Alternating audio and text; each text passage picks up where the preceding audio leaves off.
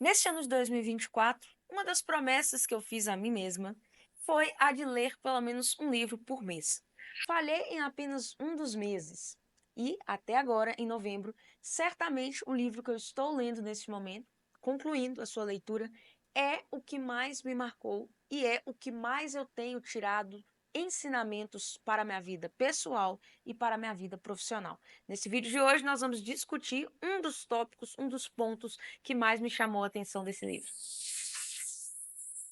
Eu sou a professora Karine Emanuele, sou graduada e mestra em bioquímica, e nesse canal a gente fala de bioquímica, a gente fala de estudos, a gente fala de muitos pontos que vão ajudar você a se tornar um estudante melhor, também a se tornar um profissional melhor na sua área e a constantemente, frequentemente estudar, principalmente aprender bioquímica de verdade. Então vamos para o nosso vídeo de hoje. O livro que eu estou me referindo é este, A Única Coisa. Este livro, sem sombra de dúvidas, trouxe perguntas e algumas respostas também à minha mente e tem mudado a minha forma de pensar, seja nos meus negócios, na minha vida profissional, mas também na minha vida pessoal.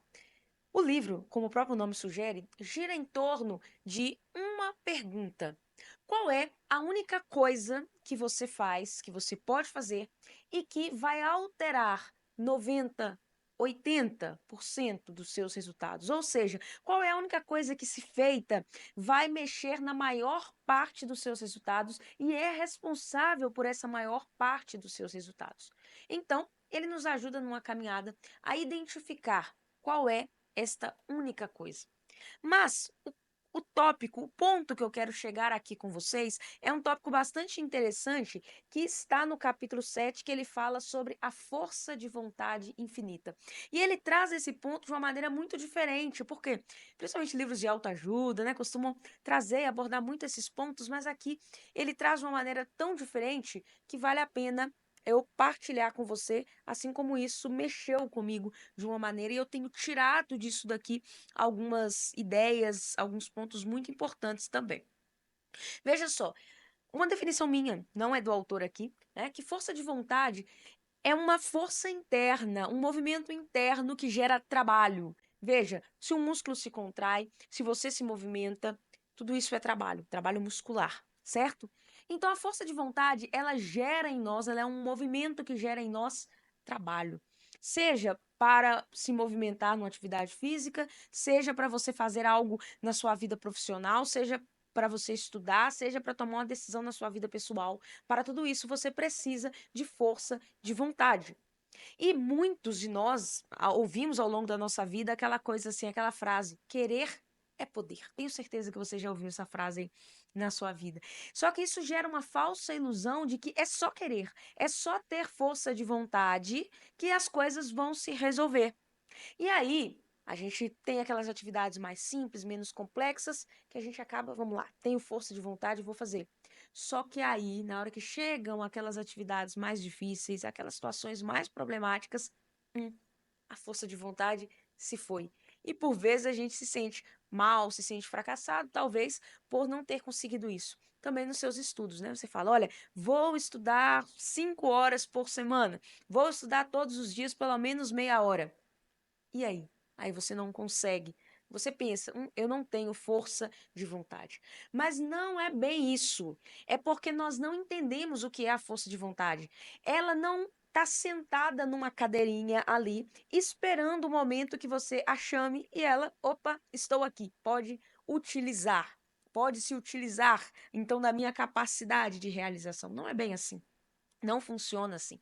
A força de vontade, ela é uma energia que é renovável, porém limitada. Renovável, porém limitada. O que isso quer dizer? Ser limitada significa que ela pode acabar. Então é natural que durante um dia, que depois que se passam inúmeras situações que exigem de você tomadas de decisão, que exigem de você um movimento para fazer, para realizar, o controle dos seus próprios impulsos, o controle das suas próprias ações, o negar uma atividade que você queira para talvez sentar e estudar, sentar e trabalhar, tudo isso gera gasto de força de vontade. E ela vai acabando. Pense nela como uma bateria de celular que vai acabando ao longo do tempo. Então, você precisa utilizá-la de maneira inteligente, de maneira eficiente. Programe para o seu dia aquelas atividades que são mais complicadas, aquelas que realmente mais exigem de você força de vontade. Elas precisam ser feitas mais na primeira parte do dia e quando esses estoques estão mais cheios, quando você está mais motivado, quando você está mais pronto para isso. Por quê? Você renovou o seu estoque de força de vontade. Que ele mostra isso. Há picos diários, então, de força de vontade e ela vai diminuindo. Quando você recarrega, quando você então dá tempo para recuperá-la, ela pode dar um pico de novo e novamente volta a cair. Então, entender que este recurso é um recurso limitado é fundamental para você. E qual que é a importância dessa força de vontade para as nossas vidas? É muito mais do que algo simplesmente abstrato. Nos anos 60 e 70, um pesquisador americano, de sobrenome Michel, ele fez um experimento que o autor até chamou de tortura de criancinhas. Foi interessante que ele colocou assim várias crianças ali com 5, 6 anos de idade, diante de doces, como o exemplo do marshmallow, que foi o doce escolhido por ele. E aí eles colocaram essas crianças, deixaram essas crianças sozinhas, mas com uma instrução. Elas teriam que manter por um determinado período de tempo, olhando aqueles doces, sem tocá-los e sem comê-los. Se elas não fizessem isso, elas seriam recompensadas posteriormente com um prêmio maior, provavelmente mais doces, maior quantidade de doces e à vontade, certo? Deixaram as crianças ali. 7 a cada 10 crianças não resistiram à tentação, se aproximaram, cheiraram, se contorceram para tentar não comer, mas acabaram comendo. Apenas 3, então, de cada 10 crianças do experimento não comiam e deixavam para depois, ou seja, suportavam aquela tentação momentânea, resistiam a ela, para depois, então, obterem o benefício prometido por eles. E sabe o que foi o mais interessante depois de tudo isso?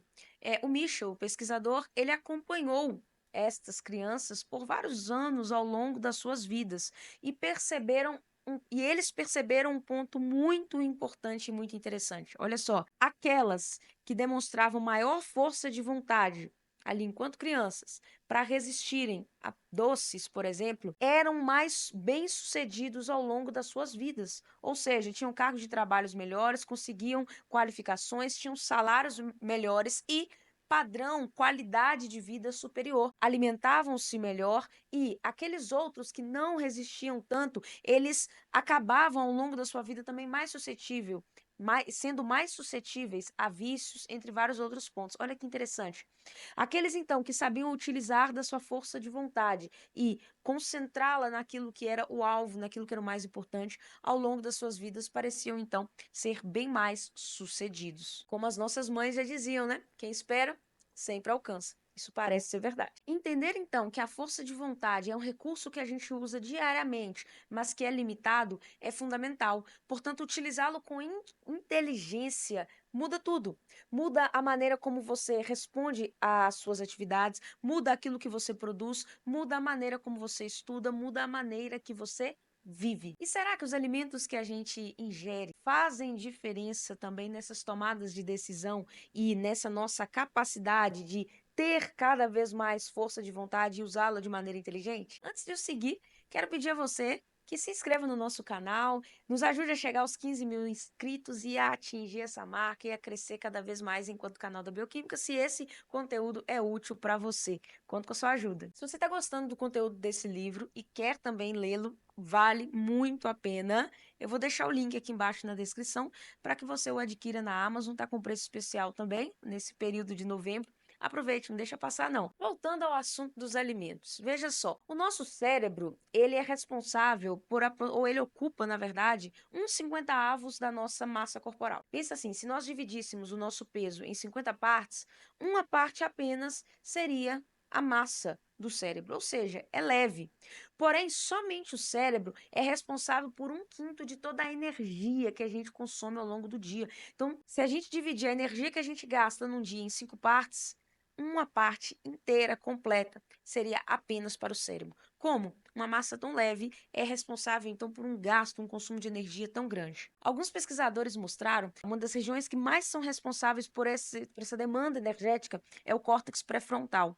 E o córtex pré-frontal é a região em que, basicamente, nós utilizamos para ter força de vontade.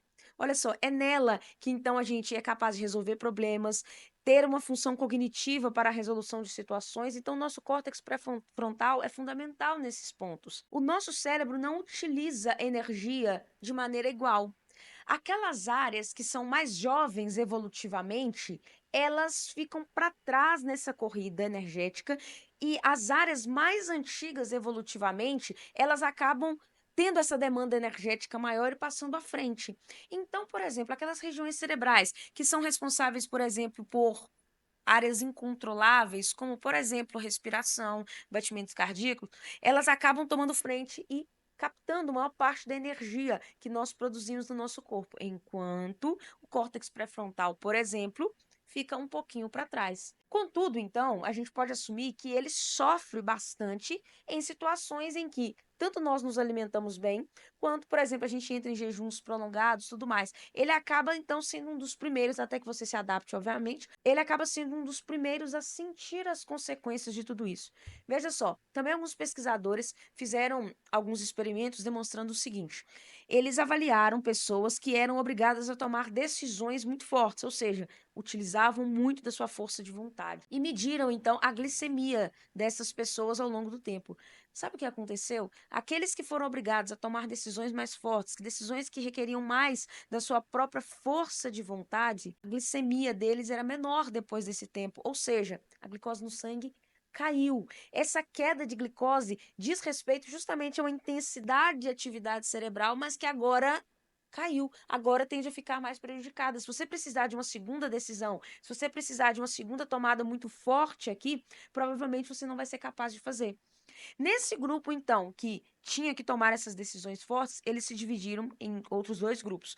Para um, foi dado, então, uma limonada adoçada com açúcar e para o outro, uma limonada adoçada com adoçante, ou seja, que não fornecia, então, carboidratos. Olha que interessante. O grupo que não recebeu carboidratos, ele acabou errando muito mais, duas vezes mais até, do que o grupo que recebeu carboidratos e que, de certa maneira, teve um revigorar da sua energia. Então, por isso a gente vê que, sim, aquilo que a gente alimenta, a maneira como a gente alimenta, faz diferença nas nossas tomadas de decisão e naquilo que nós realizamos. Portanto, a gente pode assumir que a ingestão de carboidratos complexos, além disso, proteínas, ou seja, alimentos que de certa maneira não geram picos glicêmicos tão pronunciados e que mantêm a nossa glicemia mais constante ao longo do tempo, nos ajudam então nas resoluções de problemas e nas tomadas de decisão.